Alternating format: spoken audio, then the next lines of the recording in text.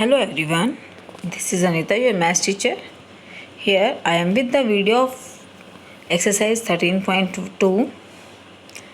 First question बेटा मैं आपको ओरली ही बताऊंगी वीडियो में, क्योंकि इसमें आपको येस और नो ही बताना है कि which of the following are in inverse proportion, कौन से हैं जो इनमें से इनवर्स प्रोपोर्शन में होंगे।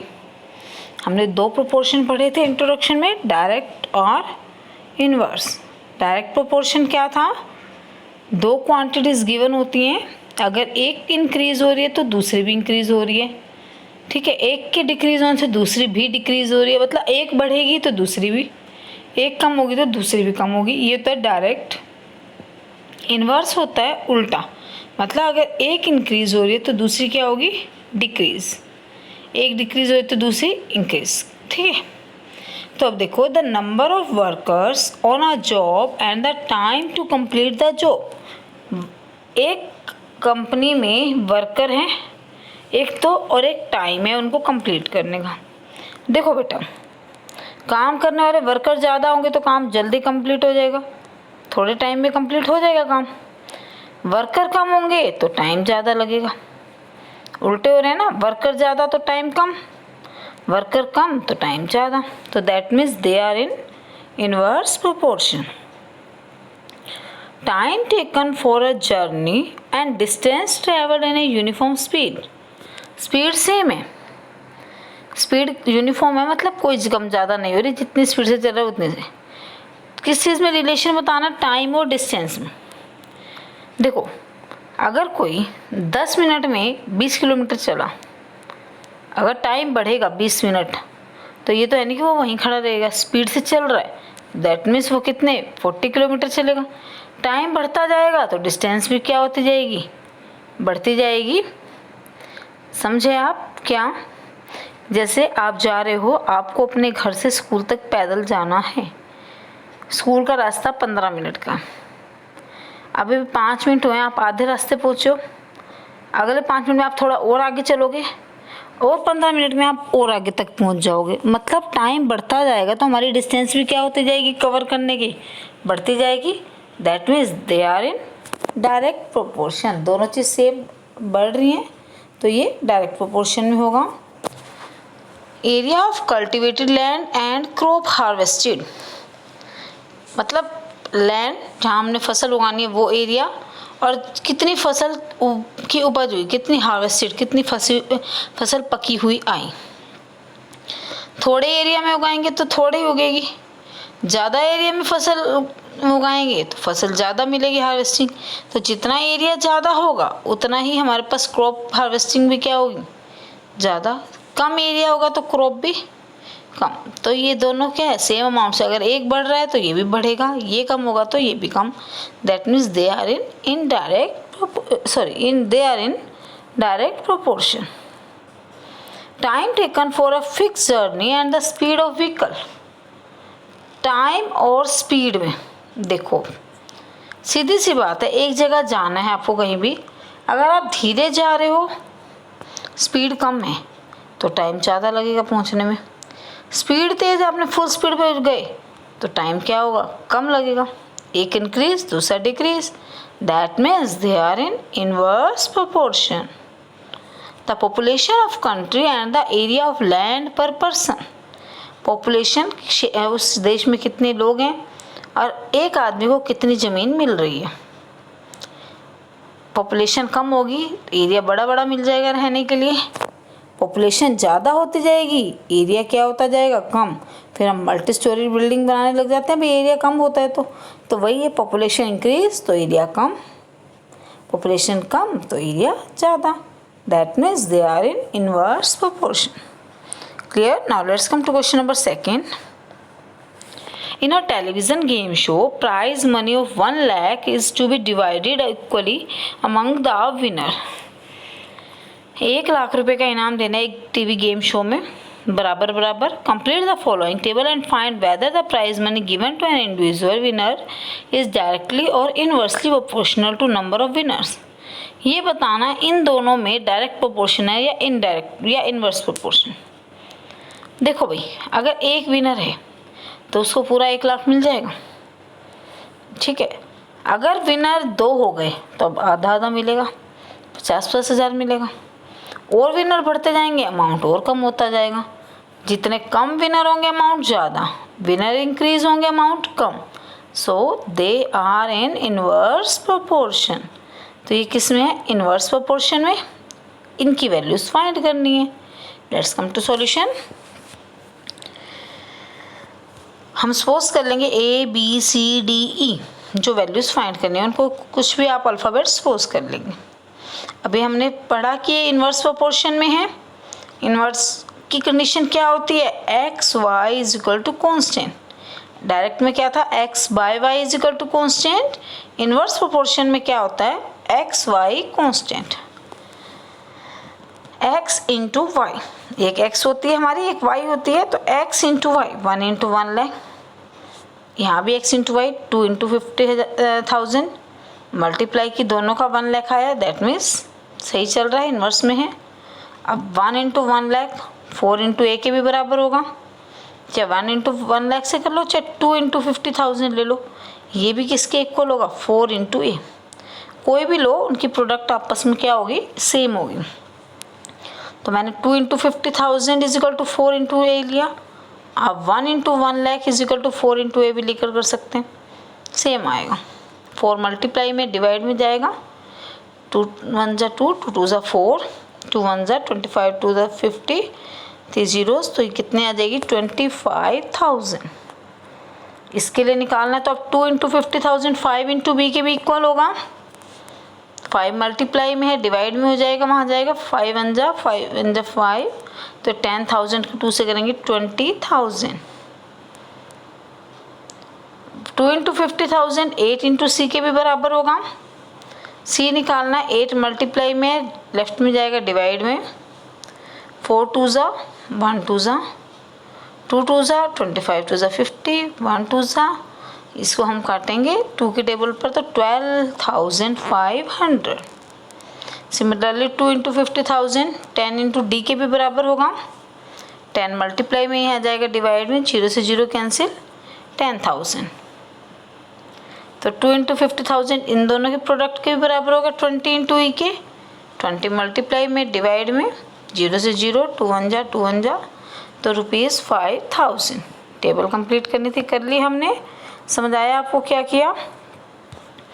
आपको ये मिसिंग वैल्यूज फाइंड करनी थी। ये पता चल गया ये इन्वर्स प्रोपोर्शन में है, तो आप बार बार x इंटू वाई लगाते जाओ। x इंटू वाई, यहाँ भी x इंटू वाई इसके भी बराबर होगा, ये x इंटू वाई इसके भी बराबर होगा, इन दोनों के। तो एक एक को बराबर लेते जाओ x इंटू वाई और वैल्यूज फाइंड कर लो। Clear? Now let's come to question number 3। Rahman is making a wheel using spokes. वो स्पोक्स को यूज़ करके, तीलियों को यूज़ करके व्हील बना रहा है। He wants to find equal spokes in such a way that angle between any pair of consecutive spokes are equal. वो स्पोक्स को इस हिसाब से लगाता है कि उनके बीच का कहीं का भी एंगल निकाल लो, कंसेक्यूटिव का चाहिए चाहिए चाहिए। यहाँ से अब तीनों एंगल सेम होंगे, इसमें 1 2 3 4 5 6, इसमें 6 एंगल बन रहे हैं, ये 6 के 6 क्या होंगे? सेम। ऐसे इसमें मतलब एंगल सारे क्या रहेंगे? Same. Help him to completing the following table. ये टेबल कंप्लीट करनी है। फिर इसमें क्वेश्चंस भी पूछे, are the number of spokes and angles formed between the pair of consecutive spokes are in inverse proportion. क्या ये इनवर्स में है? अब आप देख रहे हैं स्पोक्स कम है, 3 स्पोक्स लगाई, एंगल क्या है? ज़्यादा है, खुले खुले लगे हुए। स्पोक्स हमने बढ़ा दी, एंगल क्या हो गया? कम। स्पोक्स और ज़्यादा कर दी, एंगल और कम हो गया, और पास पास हो गए। तो जितनी स्पोक्स इंक्रीज होती जाएंगी, एंगल क्या होता जाएगा? Decrease. So they are in inverse proportion. तो हम इनवर्स प्रोपोर्शन के फॉर्मूले से टेबल कंप्लीट कर सकते हैं। देखो कैसे, they are in inverse proportion, क्योंकि अभी यहाँ पर भी ये बनाकर दिखाया कि अगर आपकी स्पोक्स कम होंगी तो एंगल बड़ा होगा, स्पोक्स बढ़ती जाएंगी तो एंगल कम होता जाएगा। So they are in inverse proportional. हमने मिसिंग वैल्यूज़ को ए बी सी ले लिया। इनवर्स प्रोपोर्शन में तो x इंटू वाई क्या होगा? कॉन्स्टेंट। 4 इंटू 90 बराबर होगा 6 इंटू 60, सेम आया दोनों। 4 इंटू 90 8 इंटू ए के भी बराबर होगा। मैंने 4 इंटू 90 किया, पिछले क्वेश्चन में मैंने इनसे किया था, अब की बार मैंने इससे करके दिखा दिया। तो आप 6 इंटू 60 इजिकल टू 8 इंटू ए ये भी कर सकते हो, कोई भी एक रेशियो ले लो सेम रहेगा। ए की वैल्यू निकालनी है 8 मल्टीप्लाई में डिवाइड में, 4 1 जा 4 2 जा 8, 2 1 जा 2 की टेबल से काटा 45। 4 इंटू 90 10 इंटू बी के भी बराबर होगा। 10 मल्टीप्लाई में है, लेफ्ट में जाएगा डिवाइड में, कितना आ जाएगा सॉल्व करके 36। 4 इंटू 90 12 इंटू सी के भी बराबर होगा। 12 डिवाइड में आ जाएगा, 4 1 जा 4 3 जा 3 4 जा 1 3 जा 30 3 जा 90, तो सॉल्व करके 30 डिग्री। ठीक है, ये तो हमने टेबल कंप्लीट की। फिर से फर्स्ट पार्ट पूछा था are they in inverse proportion, तो यस। अब इसके सेकंड और थर्ड पार्ट क्या थे देखो।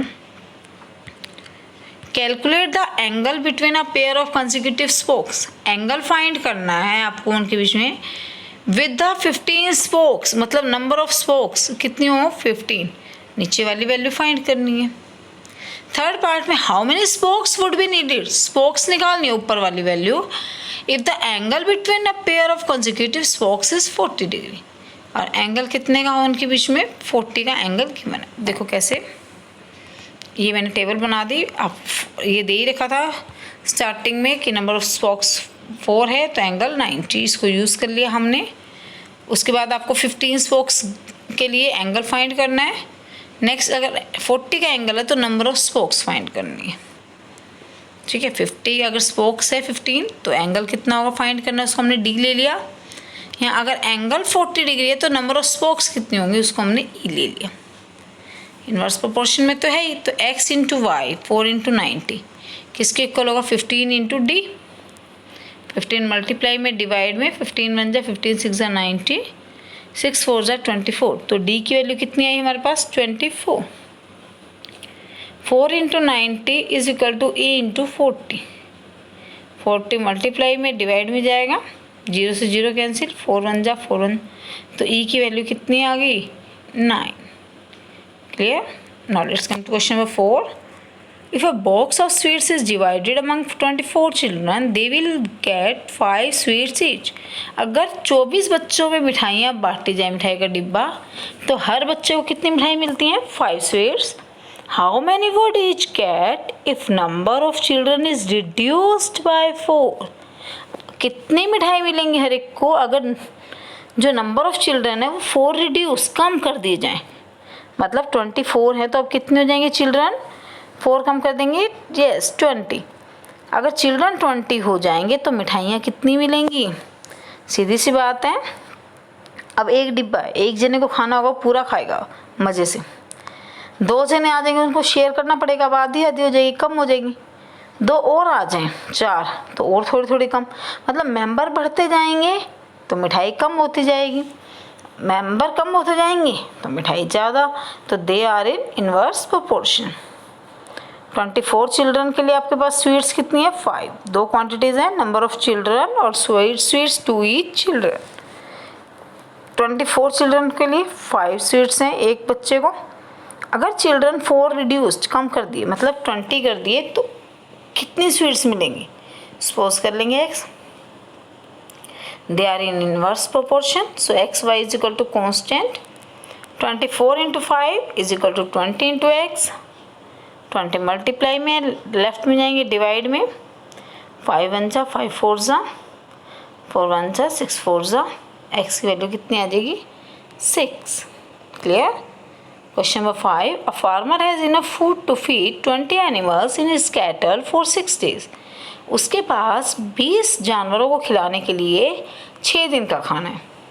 How long would the food last if there were 10 more animals in his cattle.